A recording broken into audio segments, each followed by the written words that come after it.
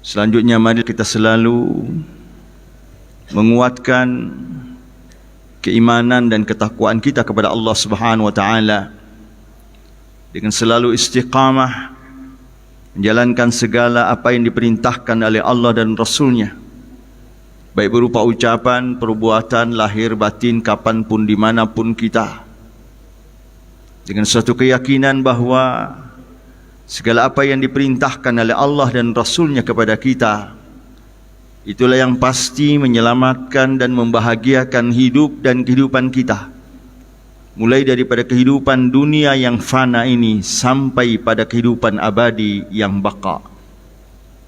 Pada saat yang bersamaan, marilah kita jauhi, bahkan kita benci segala apa yang dilarang dan dibenci oleh Allah Subhanahu wa taala dan Rasul-Nya, baik berupa ucapan, perbuatan, lahir batin, kapanpun, dimanapun kita. Karena Allah Subhanahu wa taala menegaskan di dalam surah Taha, "Faman ittaba'a hudaya fala yadhillu wa la yashqa, wa man a'rada an dzikri fa inna lahu ma'isyatan danka." Maka barang siapa yang mengikuti hidayahku, sistem dan peraturanku, maka dia tidak akan tersesat dan dia tidak akan celaka. Dan barang siapa yang berpaling daripada peringatanku, maka baginya kehidupan yang sempit. Kaum muslimin yang dirahmati Allah Subhanahu wa taala, salah satu yang harus kita pelihara di dalam menguatkan dan merawat ketakwaan kita kepada Allah Subhanahu wa taala adalah memelihara lisan kita. Lisan bukanlah perkara yang remeh, bahkan menjadi suatu prinsip yang harus kita jaga, karena dengan selamatnya lisan kita akan menyebabkan selamatnya sesungguhnya organ-organ tubuh kita yang lain. Suatu saat ada seorang yang datang kepada Rasulullah sallallahu alaihi wasallam minta wasiat dan pegangan hidup. Dia menyatakan kepada Rasulullah, "Ya Rasulullah, ausini." Kasih saya wasiat ya Rasul. La as'alu ahadan ba'dak. Sehingga aku tidak perlu lagi bertanya kepada seseorang setelahnya. Lalu Rasulullah sallallahu alaihi wasallam mengeluarkan sedikit lisannya, lalu dia menyatakan kepada orang ini, "Ihfaz hadza." Jagalah ini. Dalam riwayat yang lain Rasulullah menegaskan, "Ihfaz lisanak." Jagalah lidahmu. Dari riwayat ini menegaskan bahawa menjaga lisan menjadi sesuatu yang bisa menyelamatkan dan diwasiatkan oleh Rasulullah sallallahu alaihi wasallam kepada seorang yang membutuhkan wasiat dan pegangan hidup, sehingga seolah-olah dengan hanya menjaga lisan dalam kehidupan, maka hidup ini akan menjadi tertib, terarah, selamat, bahkan selamat dunia dan selamat akhirat. Karena lisan pada hakikatnya setiap pagi seluruh organ-organ tubuh kita bermohon kepada lisan. Istaqim ya lisan. Innaka iza istaqamta istaqamna wa iza i'wajasta i'wajasna. Organ-organ tubuh setiap paginya menuntut kepada lisan supaya lisan ini selalu terjaga dan istiqamah.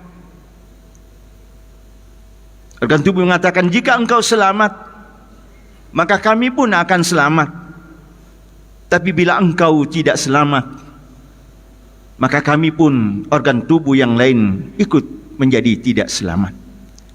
Sehingga dikatakan dalam suatu qaul bahwa salamatul insani fi hifzil lisan, bahwa keselamatan seorang manusia terkait bagaimana dia menjaga lisannya.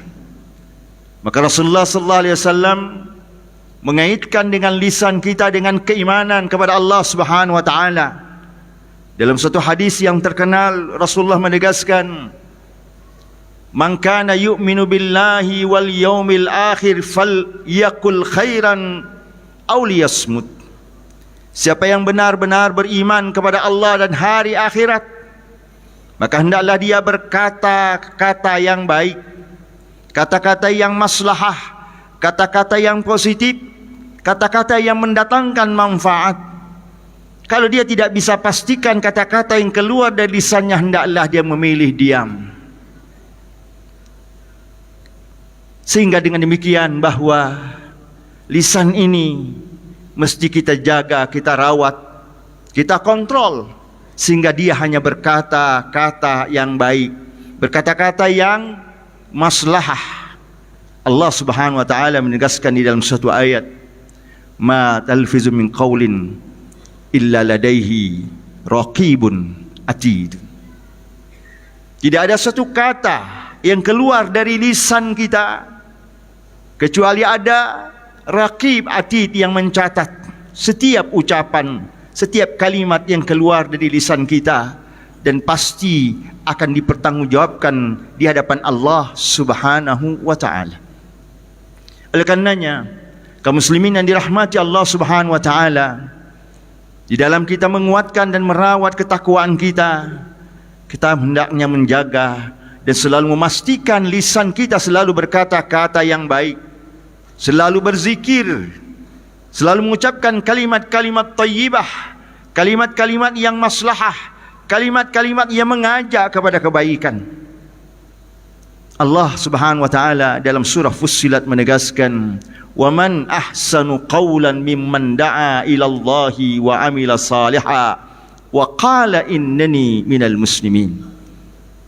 Tidak ada kata-kata yang lebih baik dan lebih indah di sisi Allah Subhanahu wa taala melainkan kalimat-kalimat yang mengajak ke jalan Allah, dan dia melaksanakan apa yang diajakkan. Kemudian dia menyatakan dirinya bahwa saya adalah Muslim.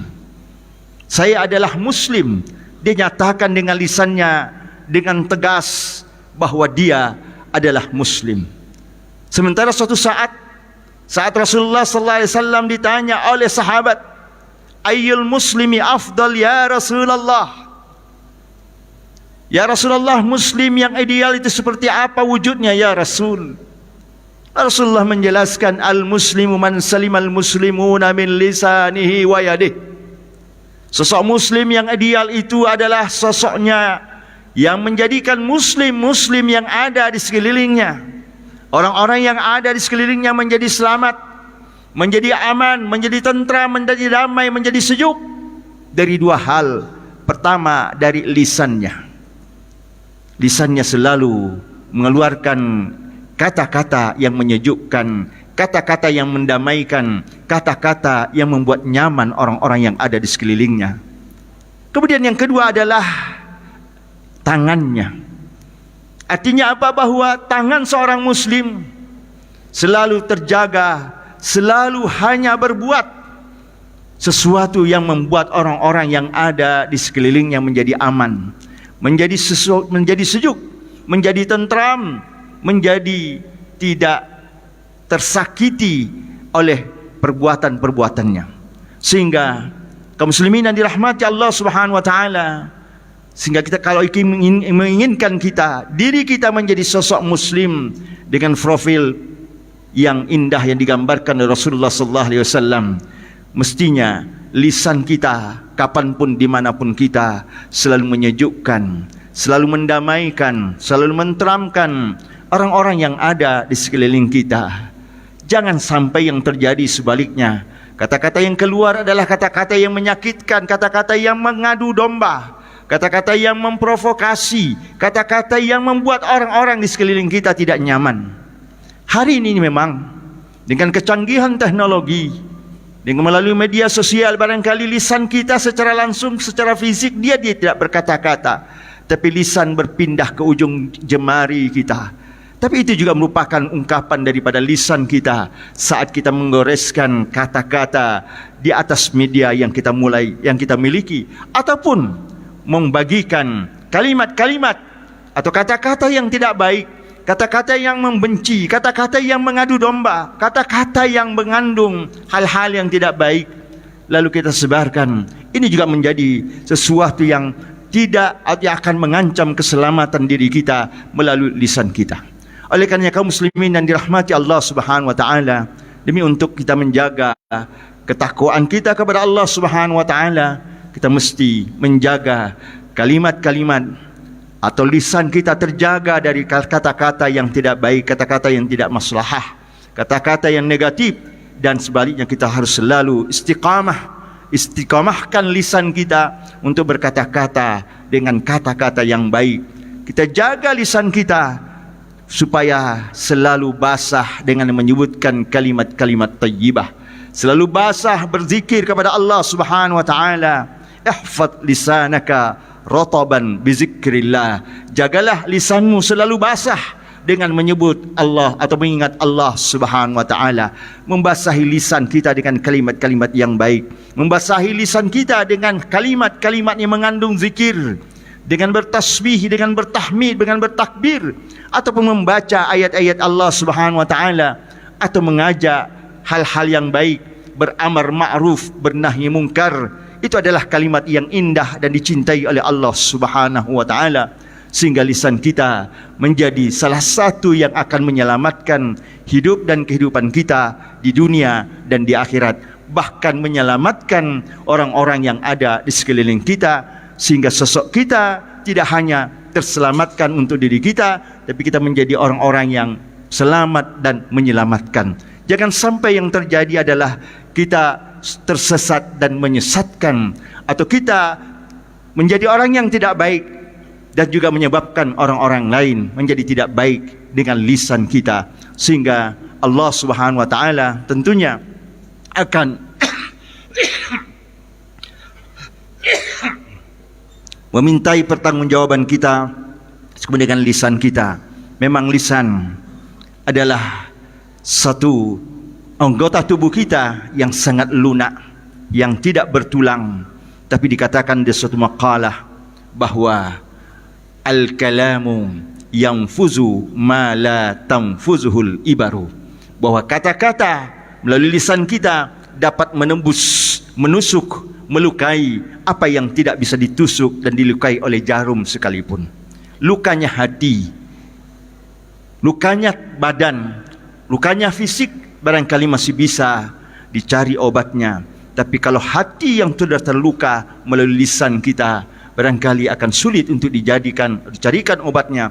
Maka Allah Subhanahu wa taala dan Rasulnya mewasiatkan kepada kita supaya selalu menjaga lisan kita, dikaitkan dengan keimanan dan ketakwaan kita kepada Allah Subhanahu wa taala, sehingga kalau kita benar-benar beriman dan bertakwa, kalau kita benar-benar beriman kepada Allah dan yakin bahwa ada akhirat yang akan dipertanggungjawabkan segala perbuatan kita, maka hendaknya kita selalu memastikan berkata-kata yang baik, berkata-kata yang maslahah. Kalau tidak, mari kita pilih yang kedua, yaitu menjadi atau diam. As-sumtu hikmatun wa qalilun fa'iluha. Diam itu menjadi indah, tapi tidak banyak orang yang bisa melakukannya. Diam dalam arti kata tidak berkata-kata kecuali hal-hal yang baik. Tapi untuk hal menyatakan kebenaran, kita juga tidak boleh berdiam diri, karena kita pun diperintahkan untuk menyatakan yang benar adalah benar. Qulil haqqa walau kana murran. Nyatakanlah yang benar walaupun pahit rasanya untuk menyatakan. Demi untuk menyatakan kebenaran dan mendakwahkan kebenaran, mengajak dan mensosialisasikan, menyebarluaskan kebenaran adalah melalui lisan kita. Itulah yang terbaik dan dicintai dan diridai oleh Allah Subhanahu wa taala. Fa'tabiru ya ulil absar la'allakum turhamun. Aqulu qawli hadza fastaghfirullahal azim li wa lakum wa lisairil muslimin min kulli dhanb fastaghfiruhu innahu huwal ghafurur rahim.